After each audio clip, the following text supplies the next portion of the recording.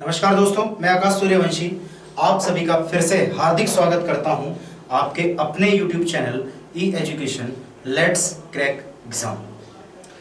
देखिएगा दोस्तों, जैसा कि आप सभी को पूर्ण रूप से जानकारी है और आप सभी को एकदम विदित है कि हम लोगों ने जीडी कांस्टेबल और अब हमने इसमें एक बैच और मिक्स कर दिया, एक मर्ज कर दिया, वो है यूपीएसआई। तो अब जो भी मैं बैच बनाऊंगा, मैं जो भी वीडियोस आपको प्रोवाइड कराऊंगा या जो भी वीडियो मैं आज के बाद बनाऊंगा, जो भी लेक्चर दूंगा, इवन कल से ही हमने इस चीज की शुरुआत कर दी, तो सारी की सारी एसआई को भी टारगेट करते हुए होंगी कि कुछ लोगों की बहुत भारी डिमांड थी कि जी एसआई को भी ध्यान में रखते हुए चीजों को आप आगे बढ़ाओ। तो चलिएगा उसी तर्ज पर, उसी बिना पर, उसी क्रम में हम लोग आगे एक नए अध्याय में आपका स्वागत करते हैं। तो चलिए धीरे धीरे आहिस्ते आहिस्ते हम चीज़ों को पढ़ते चलेंगे। और कईयों की डिमांड है कि जी थोड़ा वीडियो लेंथी करें, तो देखिए कई बार टेक्निकल इशू हो जाता है, तो इस कारणवश थोड़ा सा वीडियो शॉर्ट हो जाती है। अदरवाइज ऐसा कुछ नहीं है, आपकी ख्वाहिशों का, आपकी उम्मीदों का पूर्ण रूप से ध्यान रखा जाएगा। आपकी जो उम्मीद है कि लंबी वीडियो हो या ज़्यादा कंटेंट मिले, या फिर आपकी जो ख्वाहिश है कि जल्दी जल्दी बैच हमारा कंप्लीट हो जाए, सिलेबस कंप्लीट हो जाए, तो उन सब चीज़ों को ध्यान में रखते हुए, उन सब चीज़ों को मद्देनजर रखते हुए हम लोग चीज़ों को आगे बढ़ाएंगे। बात क्लियर है दोस्तों? तो चलिएगा, जैसा कि हम लोग पढ़ ही रहे थे और हमने जो स्टार्ट किया था नया, वो हमने स्टार्ट किया था स्वरों का वर्गीकरण। स्वरों का वर्गीकरण, स्वरों का वर्गीकरण। हमने क्या चीज शुरू करी थी? हमने स्वरों का वर्गीकरण शुरू कर लिया था। और स्वरों के वर्गीकरण में सबसे पहला जो हम वर्गीकरण पढ़ रहे थे, वो पढ़ रहे थे उच्चारण काल के आधार पर। उच्चारण काल के आधार पर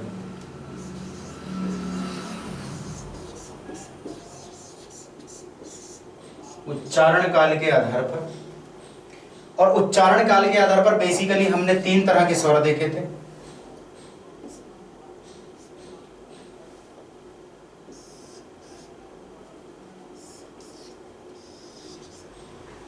हमने जो देखे थे वो देखे थे आपके ह्रस्व स्वर,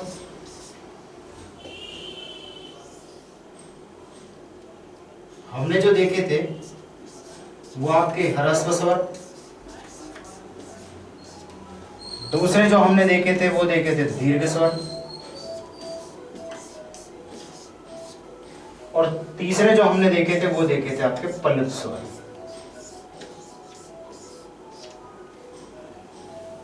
जो हम लोग ये पल्लव स्वरों के बारे में बात कर रहे थे,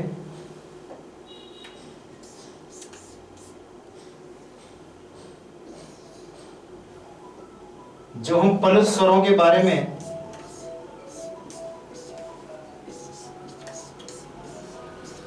बात कर रहे थे, तो मैंने आपको बताया था इनकी संख्या हमारी जो होती है वो होती है 4। इनकी जो संख्या है वो है हमारी 7।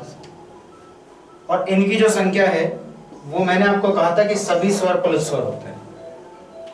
तो इसी बात को थोड़ा सा हम आगे बढ़ा लेते हैं, इन्हीं चीजों पर थोड़ा सा फोकस कर लेते हैं कि सभी स्वर पल्लव स्वर होते हैं। भाई सभी स्वर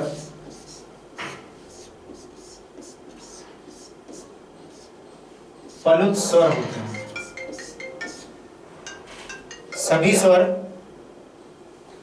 पल्लव स्वर होते हैं।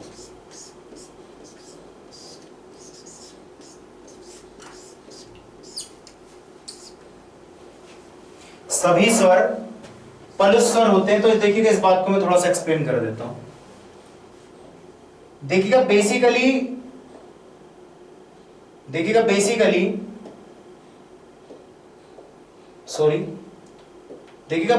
होता क्या है, जैसे हम लोग पढ़ते हैं ओम,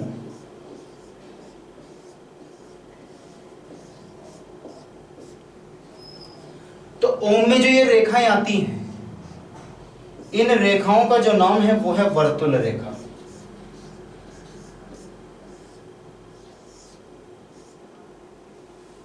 इन रेखाओं का जो नाम है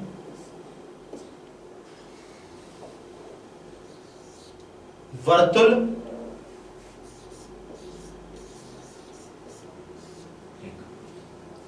अब ये जो वर्तुल रेखा होती है इसको हम कहते हैं स्वतंत्र रेखा। कैसी रेखा? आजाद रेखा। और ये किस बात की आजादी देती है? ये आजादी देती है कि आप किसी भी स्वर को दो से अधिक, किसी भी स्वर को दो से अधिक कितनी भी मात्राएं, कितनी भी मात्राओं के साथ बोल सकते हैं। कितनी भी मात्राओं के साथ क्या कर सकते हैं आप उसको? कितनी भी मात्राओं के साथ क्या कर सकते हैं आप उसको? बोल सकते हैं। तो इस बात की आजादी हमको कौन देता है? ये देता है वर्तुल रेखा। ये वर्तुल रेखा करता क्या है? देखो, कुछ लोग होते हैं जो इसको पढ़ सकते हैं ओम, कुछ लोग हैं जो इसको पढ़ते हैं ओम, कुछ लोग हैं जो ऐसे ही पढ़ते हैं ओम। अब इस बात की आजादी कौन देता है कि आप इसमें कितनी भी मात्राएं अधिक लगा करके बोल सकते हैं? तो वो है ये वर्तुल। अब एक बात नई सामने आई कि जी अगर ये वर्तुल रेखा किसी स्वर के पीछे लग जाए तो वो स्वर अपने आप में हो जाएगा पलुत स्वर।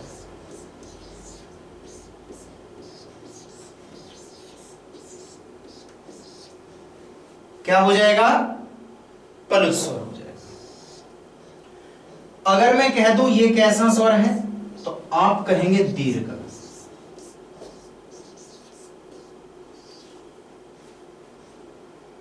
भाई ये कैसा स्वर है? आप कहेंगे दीर्घ।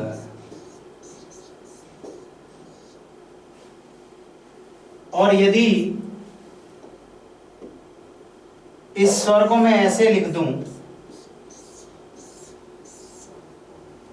तो आप कहेंगे कि अब ये स्वर क्या बन गया?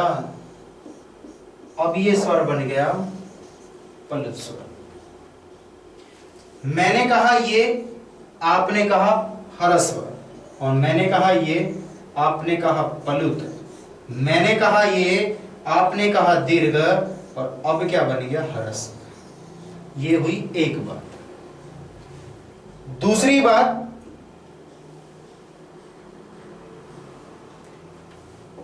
बात, मुख्य रूप से पलुत स्वरों के लिए कुछ ही महत्वपूर्ण सी बातें, कुछ ही महत्वपूर्ण से उदाहरण हैं। जैसे ओम, राम, मोस्टली यही पढ़ाए जाते हैं।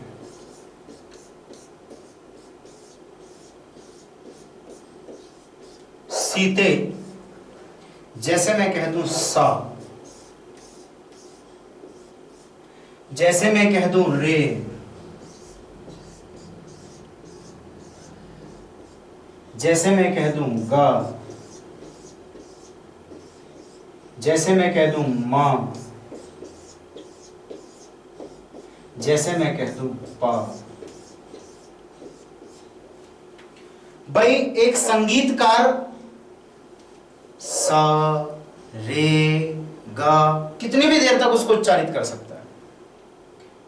जैसे जैसे उसका संगीत उसे डायरेक्शन देगा, उसका मार्गदर्शन करेगा, वो इनका उच्चारण वैसे ही करेगा। हो सकता है सा रे गा मा पा कह दे, हो सकता है कह दे सा रे गा मा पा, हो सकता है कह दे सा रे गा, कुछ भी कह सकता है। इस बात की आजादी कौन देता है? ये वर्तुल रेखा। तो इसीलिए काफी अच्छी जगहों पर सर्च करने के बाद इस मुद्दे पर मैं पहुंचा हूं और बता रहा हूं भाइयों कि जिन स्वरों के पीछे हम वर्तुल रेखा का इस्तेमाल कर दें वो स्वर हमारे हो जाते हैं पलुत स्वर। और यही बात मैंने यहां बोली कि सभी स्वर कैसे होते हैं? पलुत स्वर। मैं समझता हूं ये बात समझ में आई। भाई ह्रस्व स्वर वो जिनमें छोटा स्वर होते हैं, जिनमें एक मात्रा का समय, दीर्घ वो जिनमें दो मात्रा का समय, और प्लुत वो जिनमें दो से अधिक कितनी भी मात्राओं का इस्तेमाल होता है। ये बात क्लियर हुई? चलिएगा अगले टाइप पर चलते हैं। अब जो हम अगला वर्गीकरण देखेंगे स्वरों का, उच्चारण काल के आधार पर अपन ने पढ़ लिया।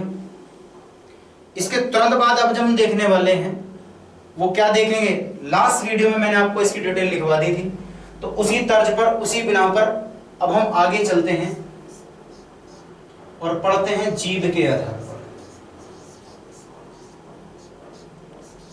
जीभ के आधार पर स्वरों का वर्गीकरण। देखो जी, जीभ के आधार पर मुख्य रूप से तीन प्रकार के स्वर हुए। पहला आपका अग्रस्वर, दूसरा आपका मध्य स्वर, और तीसरा आपका पश्च स्वर।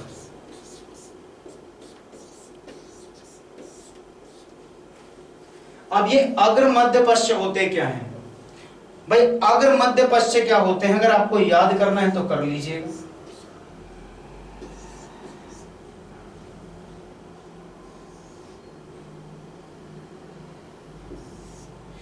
होते क्या है याद कर लीजिएगा।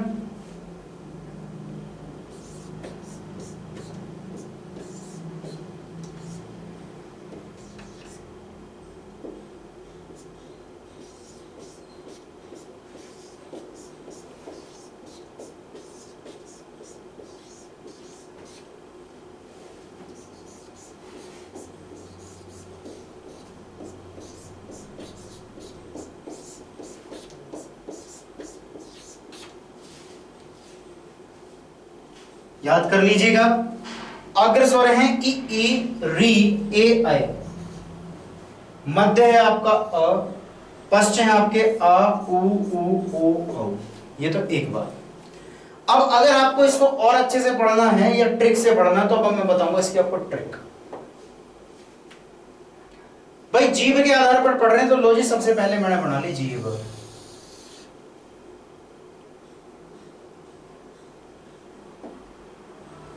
क्या बना ली?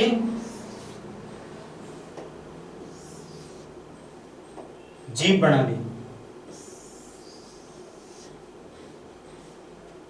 और जीभ के कर लीजिए तीन खंड। भाई इन खंडों का, इन भागों का नाम, इसका नाम है जी पश्च, पश्च भाग। और जो स्वर पश्च भाग से बोलेगा वह कहलाएगा पश्च स्वर।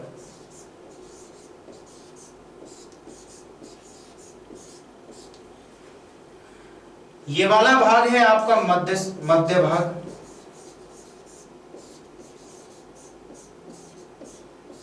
और इससे बोलने वाला कहलाएगा मध्य स्वर।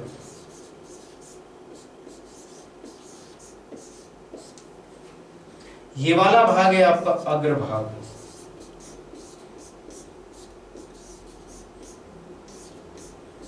और इससे बोलने वाला कहलाएगा आपका अग्र स्वर।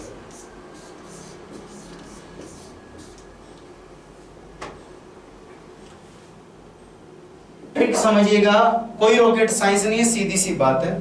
ये है हमारे 11 स्वर।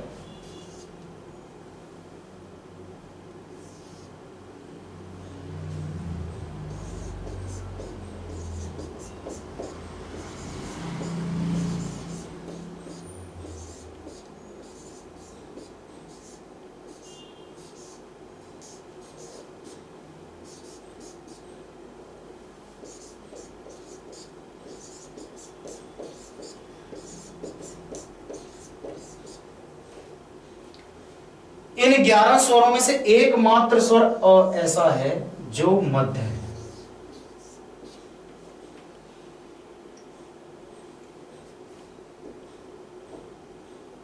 एकमात्र स्वर अ ऐसा है जो मध्य है। इसके अतिरिक्त जितने भी स्वर बच रहे हैं उन सभी स्वरों में जो तीन इकाई से स्वर शुरू होते हैं इससे जो शुरू हो रहे हैं, जितने भी तीन इकाई से शुरू हो रहे हैं, पढ़ा होगा हिंदी में, तीन इकाई, तीन की आकृति से शुरू हो रहे हैं जितने भी स्वर, इस ए को छोड़कर वो सभी आपके हैं पश्च। कौन कौन बचे? आ, उ, ओ, औ। और इसके अतिरिक्त जितने बचे वो सारे अग्र, ई,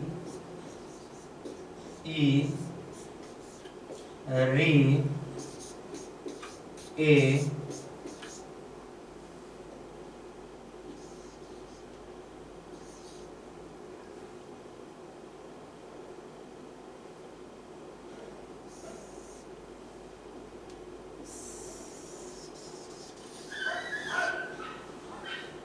री, ए, आई। तो ये हुआ हमारा ये हुआ हमारा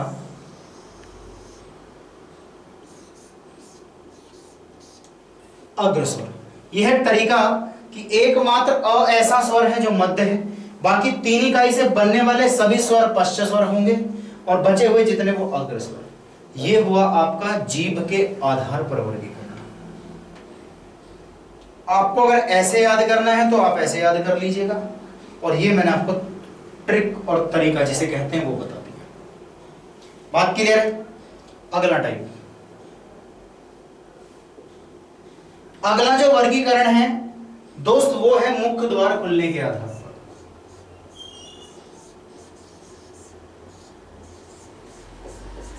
मुख्य द्वार खुलने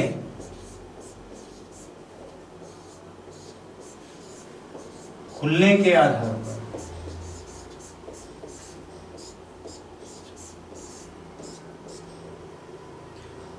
मुख्य द्वार खुलने के आधार पर जो वर्गीकरण है वो हुआ चार भागों में। ये मुख्य द्वार क्या है सुनो। मुख का मतलब है मुंह और द्वार का मतलब होता है जैसे गेट या दरवाजे हैं। तो हमारे मुंह के दरवाजे हमारे ओठ हैं, या कह दो ये चौ है, ये जबड़ा है। तो ये किसी स्वर को बोलने में खुलेगा ज्यादा, किसी को बोलने में कम या आधा, किसी को बोलने में बहुत कम खुलेगा, किसी को बोलने में लगभग खुलेगा ही नहीं। तो इस आधार पर मुख्य द्वार खुलने के आधार पर स्वरों को बांट दिया गया कि कुछ ऐसे जिनमें ज्यादा खुलेगा, जैसे मैं कह दूं आ, आम, आ में मुंह पूरा खुला, और मैंने बोला री तो री में कम खुल रहा है। आप बोल के देख लेना, आपको समझ आ जाएगा। तो इस आधार पर इनको चार भागों में बांट दिया। वो चार भाग कौन से हैं? तो सबसे पहला है आपका विवृत स्वर।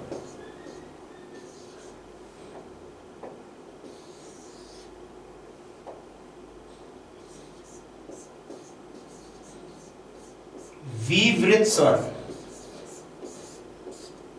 दूसरा है आपका अर्धविवृत।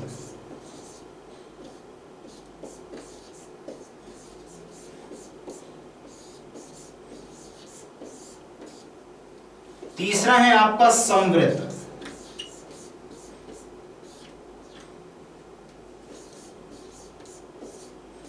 और चौथा है आपका अर्धसंवृत।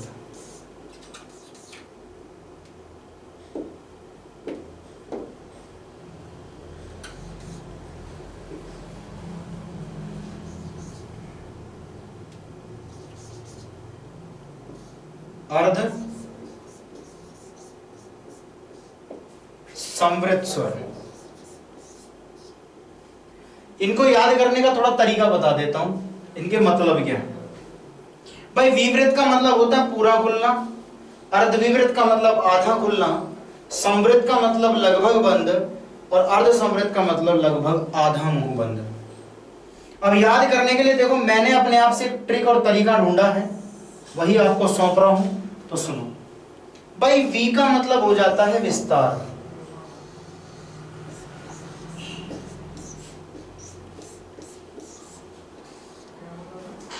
और विस्तार का मतलब होता है चौड़ा होना, फैलना, फैलाव।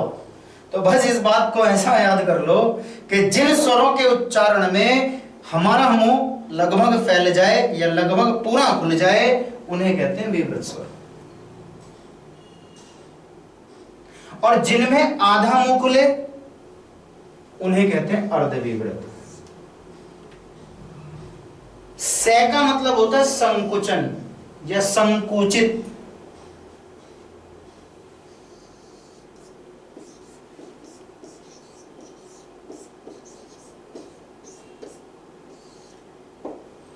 और संकुचित का मतलब हो जाता है किसी चीज का सिकुड़ना या छोटा रूप हो जाना।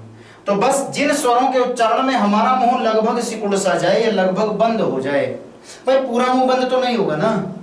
कई बार ऐसा भी लिखा आप देखोगे जिन उच्चारण के समय हमारा मुंह बंद हो जाता है। देखो जब मुंह बंद हो जाए तो बोलोगे कहां से, नहीं बोल पाओगे ना। तो सीधी बात है कि जिन स्वरों के उच्चारण में हमारा मुंह लगभग बंद हो जाए वो हमारे समवृत, और अर्ध मतलब जिसमें आधा मुंह बंद हो जाए वो अर्ध समवृत। बेसिकली आप इनको, आप में इसको बस चार ही चीजें याद, दो ही चीजें याद करनी। वी का मतलब विस्तार का मतलब फैलाव, जिसके उच्चारण में मुंह लगभग खुल जाए वो विवृत, और से का मतलब संकुचित सिकुड़ना, जिसके उच्चारण में हमारा मुंह लगभग बंद हो जाए। बाकी अर्ध और अर्ध लगने से आपको पता है इसका थोड़ा सा आधा रूप बना देते हैं। लगभग मुंह पूरा खुलता है विवृत, अर्ध विवृत में आधा मुंह खुलता है, संकुचित में लगभग मुंह बंद रहता है, अर्ध संकुचित में लगभग आधा मुंह बंद रहता है। बात क्लियर है? चलिए अब इसमें आपको तरीका क्या करना है तो वो देख लीजिएगा अब थोड़ा सा। ये बात समझ में आ गई? चलो इसको हटा देते हैं।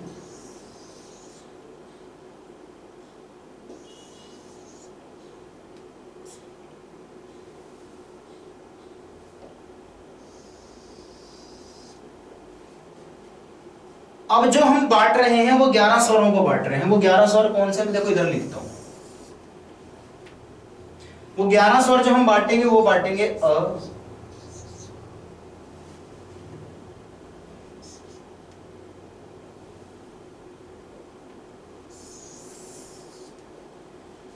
आ, ई, उ,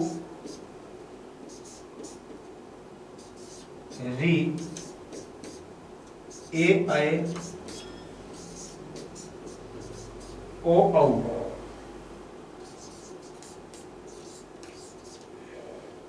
इन 11 स्वरों को हम क्या करेंगे, बांटेंगे। तो इनका क्या कर लेते हैं हम, क्रम डिसाइड कर लेते हैं। अपने आप से हम इनका क्रम मान लेते हैं। अपने आप से क्यों माने, इनका क्रम जो है वही रखो। देखो ट्रिक बता रहा हूं, इनको याद करने की ट्रिक है ये, जो मैंने अपने आप बनाई है, या कह दूं कि बस एक एक्सपीरियंस हो गया और वो चीज आपको सौंप रहा हूं। तो ये जो 11 हैं, इन 11 के क्रमों की अगर बात करने लगूं, इन 11 के 11 की क्रम की बात करने, इनको आगे लिखते हैं। चलो नेक्स्ट पेज पर लीजिएगा। तो आ, ई, उ, री, ए, ऐ,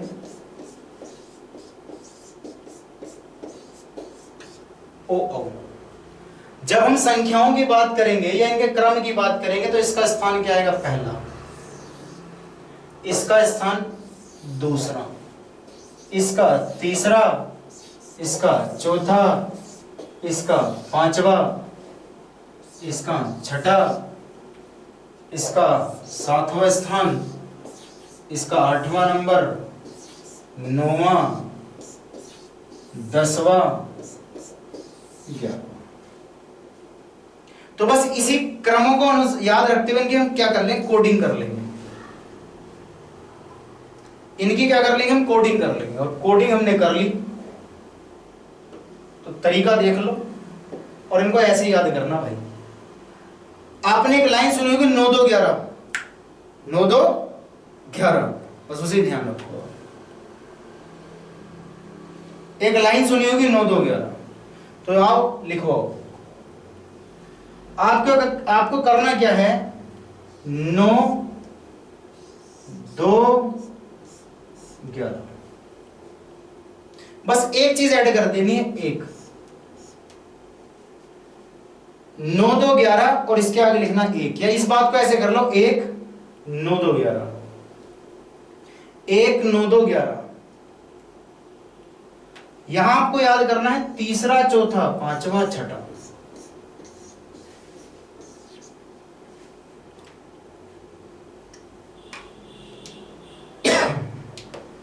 तीसरा, चौथा, पांचवा, छठा। अब जो भी बचे वो सब यहां, पहला आ गया, दूसरा, तीसरा, चौथा, पांचवा, छठा, यहां गया सातवां, आठवां, नौवां आ गया और बचा 10वां और 11वां यहां। और इसी कोडिंग के अनुसार आप क्या करें, स्वरों को लिख दें।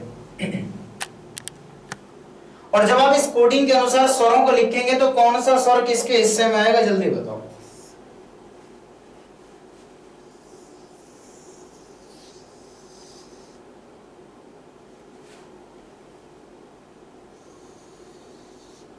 भाई दूसरे स्थान पर कौन आता है, देखो अभी मैंने कोडिंग करके दिखाई थी, देख लो। दूसरे पर आ, पहले पर ए, 9वें पर ए और 11 पर औ। भाई दूसरे स्थान पर आता है अ,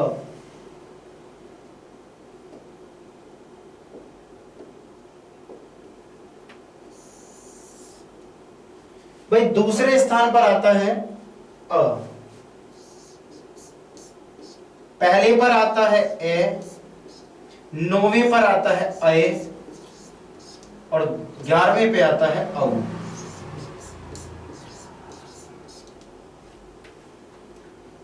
तीसरे, चौथे, पांचवें, छठे पर आएंगे आपके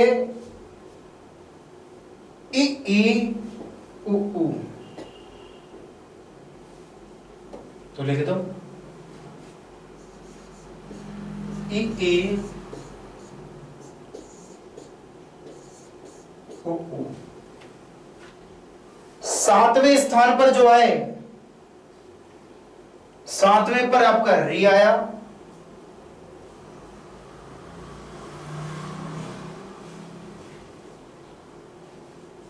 दसवें पे आपका ओ आया और 8वें पर आपका ए आया। तो री, ए, ओ।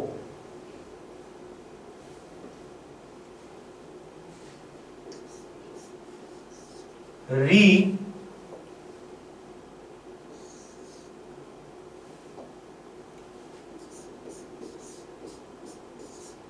ए, ओ। तो इस तरह से आप इनको याद कर लें।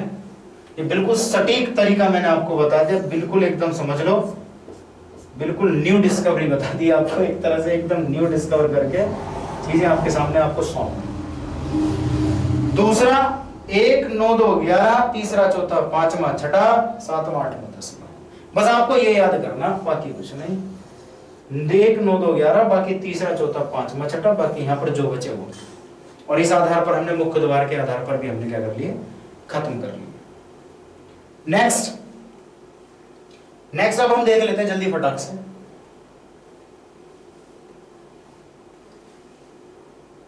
ओठों की आकृति के आधार पर,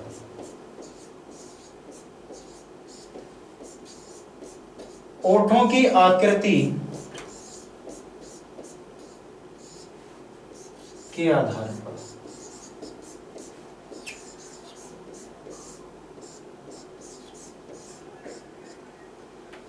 अब जो ओठों की आकृति के आधार पर इन स्वरों को बांटा गया वो दो भागों में।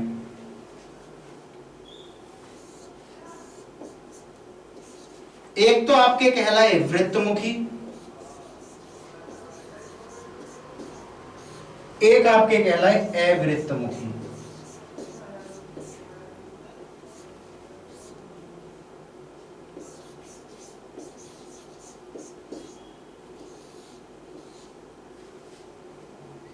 भाई एक तो वो स्वर थे जिनके उच्चारण में ओठ हमारे लगभग गोल हो जाएंगे, और एक वो हैं जिनके उच्चारण में ओठ गोल नहीं होंगे। जिनके में हो जाएंगे वो वृत्तमुखी, जिनके में नहीं होंगे वो अवृत्तमुखी। और यदि इसी बात को जांचना है तो देख लो, जांच लो। मैंने बोला आ, मैंने बोला उ, हो गए गोल। आ, उ, री, ए ऐ ओ औ अ आ इ ई उ ऊ री ए ऐ ओ औ। तो बेसिकली 4 जगह मेरे ओट क्या हो गए, गोल हो गए। एक तो आपके ऊपर और ओ औ पर,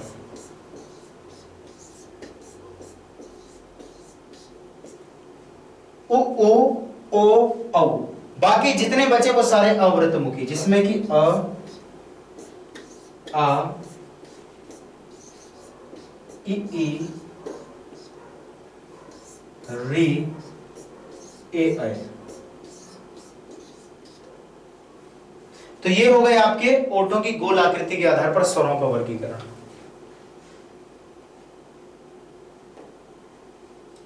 बात क्लियर है?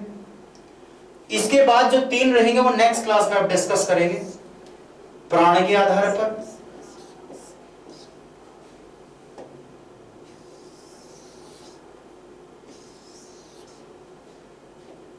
इसके बाद हम डिस्कस करेंगे नेक्स्ट क्लास में घोषत्व के आधार पर, प्राण के आधार पर और नाक और मुंह से वायु निकलने के आधार पर।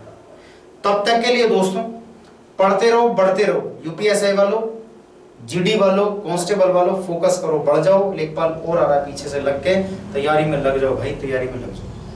तब तक के लिए मिलेंगे अगली वीडियो में। तब तक के लिए राम राम, बाय बाय, खुदा हाफिज़, शब्बा खैर, मस्त रहो, स्वस्थ रहो, ख्याल रखो, खुश रहो, take care, see you in the next class. और हाँ, like, share and subscribe please. Thank you. See you in the next class. Thank you so much.